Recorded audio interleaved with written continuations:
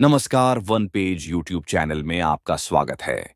आज सुनिए मुंशी प्रेमचंद की लिखी कहानी नमक का दारोगा।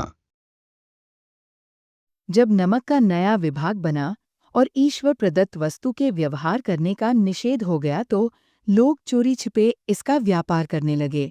अनेक प्रकार के छल प्रपंचों का सूत्रपात हुआ। कोई घूस से काम निकालता था, कोई चालाकी से। अधिकारियों के पौबारह थे।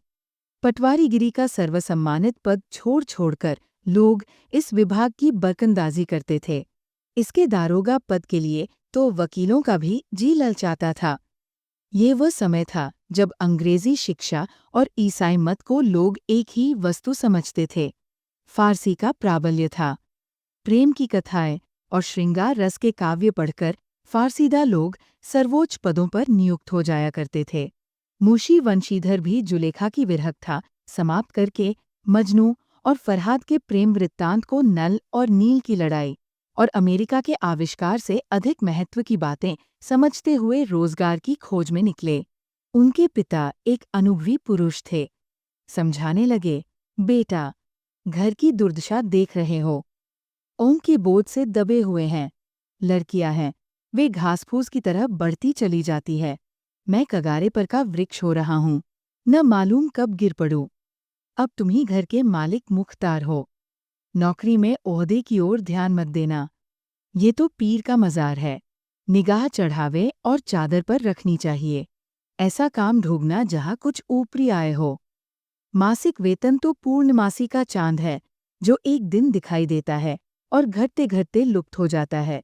ऊपरी आय बहता हुआ स्रोत है, जिससे सदैव प्यास बुझती है।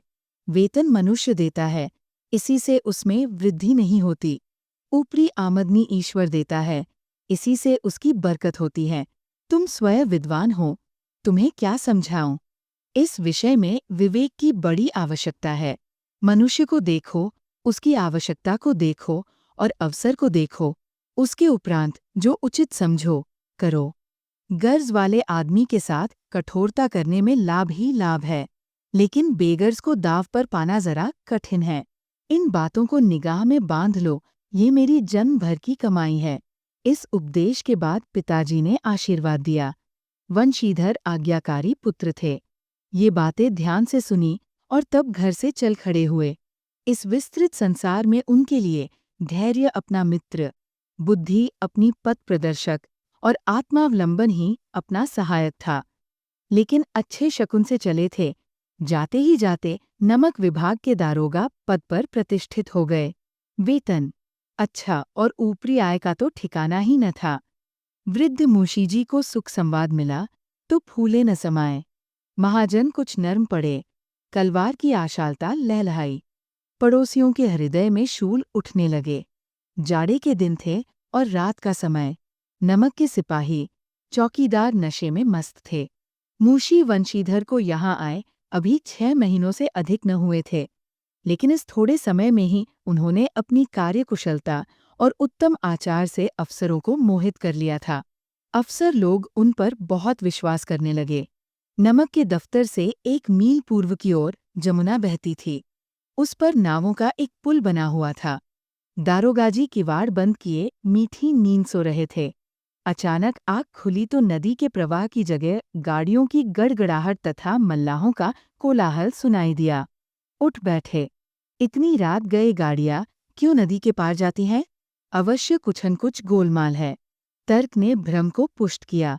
वर्दी पहनी, तमंचा जेब में रखा और बात की बात में घोड़ा बढ़ाए हुए पुल पर आ पहुंचे। गाड़ियों की एक लंबी तार पुल के पार जाती देखी। डांटकर पूछा, किसकी गाड़ियां है? थोड़ी देर तक सन्नाटा रहा। आदमियों में कुछ कानाफूसी हुई। तब आगे वाले ने कहा, पंडित अलोपीदीन की। कौन पंडित अलोपीदीन? दातागंज के। मुंशी वंशीधर चौंके। पंडित अलोपीदीन इस इलाके के सबसे प्रतिष्ठित जमींदार थे। लाखों रुपए का लेन देन करते थे। इधर छोटे से बड़े कौन ऐसे थे जो उनके नी न हों। व्यापार भी बड़ा लंबा चौड़ा था। बड़े चलते पुर्जे आदमी थे। अंग्रेज अफसर उनके इलाके में शिकार खेलने आते और उनके मेहमान होते। 12 मास सदाव्रत चलता था। मुंशी ने पूछा, गाड़ियां कहाँ जाएंगी? उत्तर मिला, कानपुर। लेकिन इस प्रश्न पर कि इनमें क्या है, सन्नाटा छा गया। दारोगा साहब का संदेह और भी बढ़ा। कुछ देर तक उत्तर की बात देखकर वह जोर से बोले, क्या तुम सब गूंगे हो गए हो? हम पूछते हैं, इनमें क्या लदा है? जब इस बार भी कोई उत्तर न मिला तो उन्होंने घोड़े को एक गाड़ी से मिलाकर बोरे को टटोला। भ्रम दूर हो गया। ये नमक के ढेले थे। पंडित अलोपीदीन अपने सजीले रथ पर सवार, कुछ सोते, कुछ जागते चले आते थे। अचानक कई गाड़ीवानों ने घबराए हुए आकर जगाया और बोले, महाराज, दारोगा ने गाड़ियां रोक दी हैं और घाट पर खड़े आपको बुलाते हैं। पंडित अलोपीदीन का लक्ष्मी जी पर अखंड विश्वास था। वह कहा करते थे कि संसार का तो कहना ही क्या, स्वर्ग में भी लक्ष्मी का ही राज्य है। उनका ये कहना यथार्थी था। न्याय और नीति सब लक्ष्मी के ही खिलौने हैं। इन्हें वह जैसे चाहती है नचाती है। लेटे लेटे गर्व से बोले, चलो हम आते हैं। ये कहकर पंडित जी ने बड़ी निश्चिंतता से पान के बीड़े लगाकर खाए। फिर लिहाफ ओढ़े हुए दारोगा के पास आकर बोले, बाबूजी आशीर्वाद। कहिए, हमसे ऐसा कौन सा अपराध हुआ कि गाड़ियां रोक दी गईं? हम ब्राह्मणों पर तो आपकी कृपा दृष्टि रहनी चाहिए। वंशीधर रुखाई से बोले, सरकारी हुक्म। पंडित अलोपीदीन ने हंसकर कहा, हम सरकारी हुक्म को नहीं जानते और न सरकार को। हमारे सरकार तो आप ही हैं। हमारा और आपका तो घर का मामला है। हम कभी आपसे बाहर हो सकते हैं? आपने व्यर्थ का कष्ट उठाया। ये हो नहीं सकता कि इधर से जाए और इस घाट के देवता को भेंट न चढ़ावे। मैं तो आपकी सेवा में स्वयं ही आ रहा था। वंशीधर पर ऐश्वर्य की मोहिनी वंशी का कुछ प्रभाव न पड़ा। ईमानदारी की नई उमंग थी। कड़क कर बोले, हम उन नमकहरामों में नहीं हैं जो कौड़ियों पर अपना ईमान बेचते फिरते हैं। आप इस समय हिरासत में हैं। आपको कायदे के अनुसार चालान होगा। बस मुझे अधिक बातों की फुर्सत नहीं है। जमादार बदलू सिंह, तुम इन्हें हिरासत में ले चलो, मैं हुक्म देता हूँ।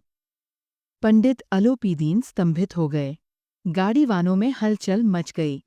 पंडित जी के जीवन में कदाचित ये पहला ही अवसर था कि पंडित जी को ऐसी कठोर बातें सुननी पड़ी। बदलू सिंह आगे बढ़ा, किंतु रोब के मारे ये साहस न हुआ कि उनका हाथ पकड़ सके। पंडित जी ने धर्म को धन का ऐसा निरादर करते कभी न देखा था। विचार किया कि ये अभी उद्दंड लड़का है, मायामों के जाल में अभी नहीं पड़ा, अलहड़ है, झिझकता है। बहुत दीन भाव से बोले, बाबू साहब, ऐसा न कीजिए, हम मिट जाएंगे।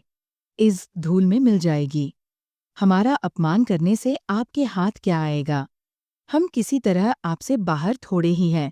वंशीधर ने कठोर स्वर में कहा, हम ऐसी बातें नहीं सुनना चाहते। अलोपीदीन ने जिस सहारे को चट्टान समझ रखा था, वह पैरों के नीचे खिसकता हुआ मालूम हुआ। स्वाभिमान और धनैश्वर्य की कड़ी चोट लगी, किंतु अभी तक धन की सांख्यिक शक्ति का पूरा भरोसा था।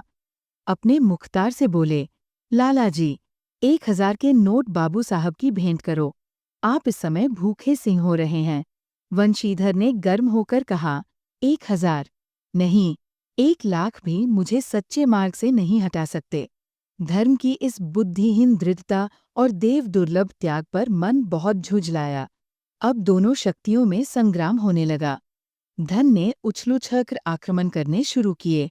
1 से 5, 5 से 10, 10 से 15 और 15 से 20,000 तक नौबत पहुंची। किंतु धर्म अलौकिक वीरता के साथ बहुसंख्यक सेना के सम्मुख अकेला पर्वत की भांति अटल, अविचलित खड़ा था। अलोपीदीन निराश होकर बोले, अब इससे अधिक मेरा साहस नहीं। आगे आपको अधिकार है। वंशीधर ने अपने जमादार को ललकारा। बदलू सिन्हा मन में दारोगाजी को गालियां देता हुआ पंडित अलोपीदीन की ओर बढ़ा। पंडित जी घबराकर 2-3 कदम पीछे हट गए। अत्यंत दीनता से बोले, बाबू साहब, ईश्वर के लिए मुझ पर दया कीजिए।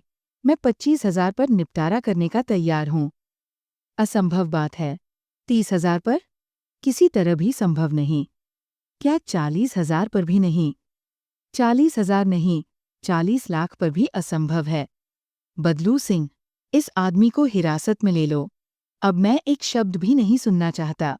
धर्म ने धन को पैरों तले कुचल डाला।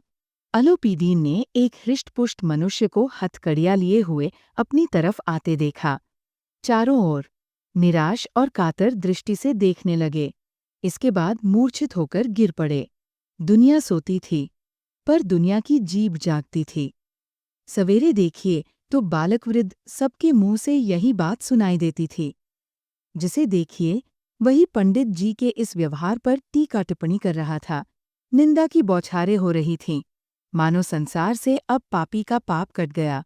पानी को दूध के नाम से बेचने वाला ग्वाला, कल्पित रोजनामचे भरने वाले अधिकारी वर्ग, रेल में बिना टिकट सफर करने वाले बाबू लोग, जाली दस्तावेज बनाने वाले सेठ और साहूकार, ये सबके सब देवताओं की भांति गरजने चला रहे थे। जब दूसरे दिन पंडित अलोपीदीन अभियुक्त होकर कांस्टेबलों के साथ हाथों में हथकड़ियाँ, हृदय में ग्लानि और क्षोभ भरे, लज्जा से गर्दन झुकाए अदालत की तरफ चले, तो सारे शहर में हलचल मच गई। मेलों में कदाचित आंखें इतनी व्यग्र न होती होंगी।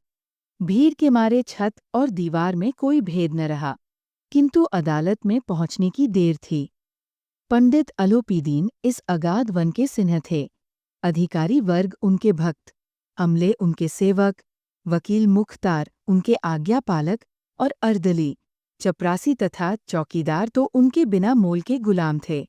उन्हें देखते ही लोग चारों तरफ से दौड़े। सभी लोग विस्मित हो रहे थे, इसलिए नहीं कि अलोपीदीन ने ये कर्म किया, बल्कि इसलिए कि वह कानून के पंजे में कैसे आए। ऐसा मनुष्य जिसके पास असाध्य साधन करने वाला धन और अनन्य वाचालता हो, वह क्यों कानून के पंजे में आए? प्रत्येक मनुष्य उनसे सहानुभूति प्रकट करता था। बड़ी तत्परता से इस आक्रमण को रोकने के निमित्त वकीलों की एक सेना तैयार की गई। न्याय के मैदान में धर्म और धन में युद्ध ठन गया। वंशीधर चुपचाप खड़े थे। उनके पास सत्य के सिवा न कोई बल था, न स्पष्ट भाषण के अतिरिक्त कोई शस्त्र। गवाह थे, किंतु लोभ से डावाडोल। यहाँ तक कि मुंशी जी को न्याय भी अपनी ओर से कुछ खिंचा हुआ दीख पड़ता था। वह न्याय का दरबार था, परंतु उसके कर्मचारियों पर पक्षपात का नशा छाया हुआ था। किंतु पक्षपात और न्याय का क्या मेल? जहाँ पक्षपात हो, वहाँ न्याय की कल्पना नहीं की जा सकती। मुकदमा शीघ्र ही समाप्त हो गया।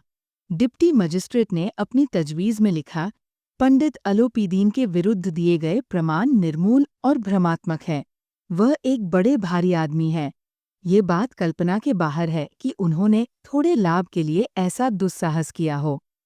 यद्यपि नमक के दारोगा मुंशी वंशीधर का अधिक दोष नहीं है, लेकिन ये बड़े खेद की बात है कि उसकी उद्दंडता और विचारहीनता के कारण एक भले मानुस को कष्ट झेलना पड़ा।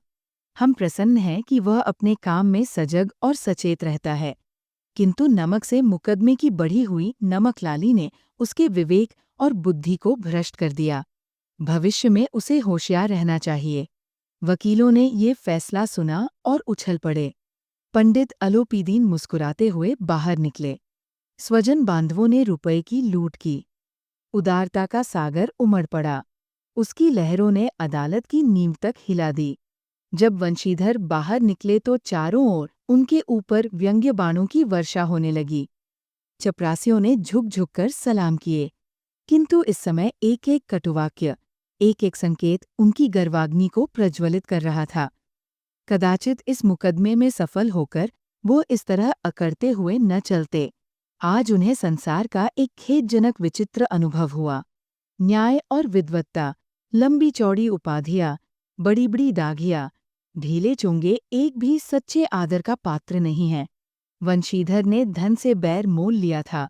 उसका मूल्य चुकाना अनिवार्य था। कठिनता से एक सप्ताह बीता होगा कि मुअत्तली का परवाना आ पहुंचा। कार्यप्रायणता का दंड मिला। बेचारे भग्न हृदय, शोक और खेद से व्यथित घर को चले। बूढ़े मुंशी जी तो पहले ही से कुड़बुड़ा रहे थे कि चलते चलते इस लड़के को समझाया था, लेकिन इसने एक न सुनी। सब मनमानी करता है। हम तो कलवार और कसाई के तगादे सहें, बुगापे में भगत बनकर बैठें, और वहाँ बस वही सूखी तनख्वाह। हमने भी तो नौकरी की है, और कोई ओहदेदार नहीं थे, लेकिन काम किया, दिल खोल कर किया और आप ईमानदार बनने चले हैं। घर में चाहे अंधेरा हो, मस्जिद में अवश्य दिया जलाएंगे। खेद ऐसी समझ पर। पढ़ना लिखना सब अकारत गया। इसके थोड़े ही दिनों बाद जब मुंशी वंशीधर इस दुरावस्था में घर पहुंचे और बूढ़े पिताजी ने समाचार सुना तो सिर पीट लिया। बोले, जी चाहता है कि तुम्हारा और अपना सिर फोड़ लूं। बहुत देर तक पछताकर हाथ मलते रहे। क्रोध में कुछ कठोर बातें भी कहीं, और यदि वंशीधर वहां से टल न जाता तो अवश्य ही ये क्रोध विकट रूप धारण करता। वृद्ध माता को भी दुख हुआ। जगन्नाथ और रामेश्वर यात्रा की कामनाएं मिट्टी में मिल गईं। पत्नी ने कई दिनों तक सीधे मुंह बात तक नहीं की। इसी प्रकार एक सप्ताह बीत गया। संध्या का समय था। बूढ़े मुशीजी बैठे बैठे राम नाम की माला जप रहे थे। इसी समय उनके द्वार पर सजा हुआ रथ आकर रुका। हरे और गुलाबी पर्दे, पछिए बैलों की जोड़ी, उनकी गर्दनों में नीले धागे, सींग पीतल से जुड़े हुए। कई नौकर लाठियां कंधों पर रखे साथ थे। मुशीजी अगवानी को दौड़े। देखा तो पंडित अलोपीदीन हैं। झुककर दंडवत की और लल्लो चप्पो की बातें करने लगे। हमारा भाग्य उदय हुआ जो आपके चरण इस द्वार पर आए। आप हमारे पूज्य देवता है। आपको कौन सा मुंह दिखावें? मुंह में तो कालिख लगी हुई है, किंतु क्या करें, लड़का अभागा कपूत है, नहीं तो आपसे क्यों मुंह छिपाना पड़ता? ईश्वर निस्संतान चाहे रखे, पर ऐसी संतान न दे। अलोपीदीन ने कहा, नहीं भाई साहब, ऐसा न कहिए। मुंशी जी ने चकित होकर कहा, ऐसी संतान को और क्या कहूं? अलोपीदीन ने वात्सल्यपूर्ण स्वर में कहा, कुल तिलक और पुरुखों की कीर्ति उज्ज्वल करने वाले संसार में ऐसे कितने धर्मप्रायण मनुष्य हैं जो धर्म पर अपना सब कुछ अर्पण कर सकें? पंडित अलोपीदीन ने वंशीधर से कहा, दारोगा जी, इसे खुशामद न समझिए। खुशामद करने के लिए मुझे इतना कष्ट उठाने की जरूरत न थी। उस रात को आपने अपने अधिकारबल से अपनी हिरासत में लिया था, किंतु आज मैं स्वेच्छा से आपकी हिरासत में आया हूँ। मैंने हजारों रईस और अमीर देखे, हजारों उच्च पदाधिकारियों से काम पड़ा, किंतु परास्त किया तो आपने। मैंने सबको अपना और अपने धन का गुलाम बनाकर छोड़ दिया। मुझे आज्ञा दीजिए कि आपसे कुछ विनय करूं। वंशीधर ने अलोपीदीन को आते देखा तो उठकर सत्कार किया, किंतु स्वाभिमान सहित। समझ गए कि ये महाशय मुझे लज्जित करने और जलाने आए हैं। क्षमा प्रार्थना की चेष्टा नहीं की, वरन उन्हें अपने पिता की ये ठकुर सुहाती की बात असहसी प्रतीत हुई। पर पंडित जी की बातें सुनी तो मन की मैल मिट गई। पंडित जी की ओर उड़ती हुई दृष्टि से देखा। सद्भाव झलक रहा था। गर्व ने अब लज्जा के सामने सिर झुका दिया। शर्माते हुए बोले, ये आपकी उदारता है जो ऐसा कहते हैं। मुझसे जो कुछ अविनय हुई है उसे क्षमा कीजिए। मैं धर्म की बेड़ी में जकड़ा हुआ था, नहीं तो वैसे मैं आपका दास हूँ। जो आज्ञा होगी वह मेरे सिरमाथे पर। अलोपीदीन ने विनीत भाव से कहा, नदी तट पर आपने मेरी प्रार्थना नहीं स्वीकार की थी, किंतु आज स्वीकार करनी पड़ेगी। वंशीधर बोले, मैं किस योग्य हूँ, किंतु जो कुछ सेवा मुझसे हो सकती है उसमें त्रुटि न होगी। अलोपीदीन ने एक स्टाम्प लगा हुआ पत्र निकाला और उसे वंशीधर के सामने रखकर बोले, इस पद को स्वीकार कीजिए और अपने हस्ताक्षर कर दीजिए। मैं ब्राह्मण हूँ। जब तक ये सवाल पूरा न कीजिएगा, द्वार से न हटूंगा। मुंशी वंशीधर ने उस कागज को पढ़ा तो कृतज्ञता से आंखों में आंसू भर आए। पंडित अलोपीदीन ने उनको अपनी सारी जायदाद का स्थायी मैनेजर नियुक्त किया था। 6,000 वार्षिक वेतन के अतिरिक्त रोजाना खर्च अलग, सवारी के लिए घोड़ा, रहने को बंगला, नौकर चाकर मुफ्त। कंपित स्वर में बोले, पंडित जी, मुझमें इतनी सामर्थ्य नहीं है कि आपकी उदारता की प्रशंसा कर सकूं, किंतु ऐसे उच्च पद के योग्य नहीं हूं। अलोपीदीन हंसकर बोले, मुझे इस समय एक अयोग्य मनुष्य की ही जरूरत है। वंशीधर ने गंभीर भाव से कहा, यूं मैं आपका दास हूं। आप जैसे कीर्तिवान सज्जन पुरुष की सेवा करना मेरे लिए सौभाग्य की बात है, किंतु मुझमें न विद्या है, न बुद्धि, न वह स्वभाव जो इन त्रुटियों की पूर्ति कर देता है। ऐसे महान कार्य के लिए एक बड़े मर्मज्ञ अनुभवी मनुष्य की जरूरत है। अलोपीदीन ने कलमदान से कलम निकाली और उसे वंशीधर के हाथ में देकर बोले, न मुझे विद्वत्ता की चाह है, न अनुभव की, न मर्मज्ञता की, न कार्यकुशलता की। इन गुणों के महत्व का परिचय खूब पा चुका हूँ। अब सौभाग्य और सुअवसर ने मुझे वह मोती दे दिया जिसके सामने योग्यता और विद्वत्ता की चमक फीकी पड़ जाती है। ये कलम लीजिए, अधिक सोच विचार न कीजिए, दस्तखत कर दीजिए। परमात्मा से यही प्रार्थना है कि वह आपको सदैव वही नदी के किनारे वाला बेमुरौवत, उद्दंड, कठोर परंतु धर्मनिष्ठ दारोगा बनाए रखे। वंशीधर की आंखें डबडबाईं। हृदय के संकुचित पात्र में इतना एहसान न समा सका। एक बार फिर पंडित जी की ओर भक्ति और श्रद्धा की दृष्टि से देखा और कांपते हुए हाथ से मैनेजरी के कागज पर हस्ताक्षर कर दिए। अलोपीदीन ने प्रफुल्लित होकर उन्हें गले लगा लिया। अगर आपको यह कहानी पसंद आई तो सब्सक्राइब करें और बेल आइकन दबाएं। अपने सुझाव कमेंट बॉक्स में बताएं। अगली कहानी तक शब्दों की दुनिया में डूबे रहे। धन्यवाद।